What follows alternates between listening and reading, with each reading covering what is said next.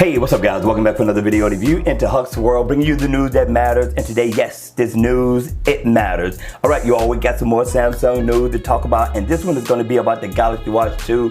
Once again, as we get closer and closer to the event, we're getting more rumors and speculations about what we should see or what is going to come with the new Galaxy Watch that should show up alongside of the Galaxy Note 10.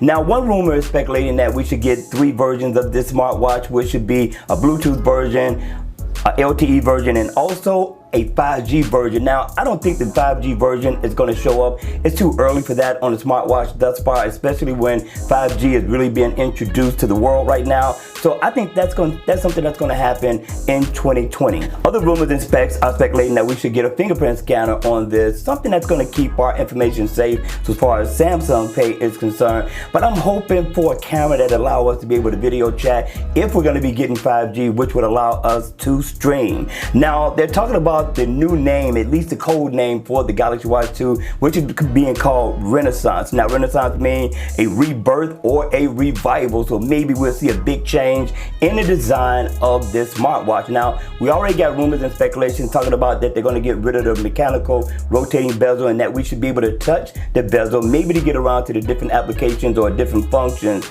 that would allow us to get to what we need to get to within that smartwatch. Now, the design could change altogether to give us a more luxury look of a smartwatch, kind of like what we got with the Moto 360 and the Moto 362, which looks super awesome.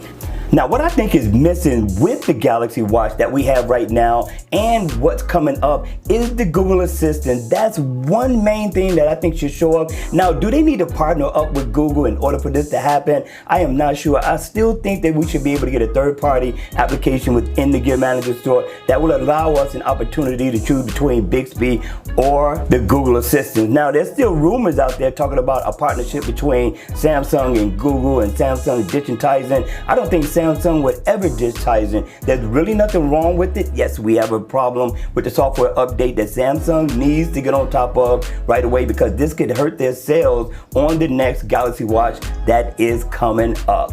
All right, you all, that's it for the rumors and speculations for today. As I get more news about the Galaxy Watch 2, I will inform you when the news comes about.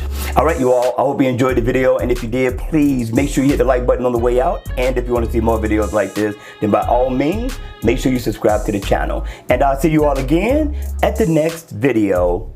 Take care.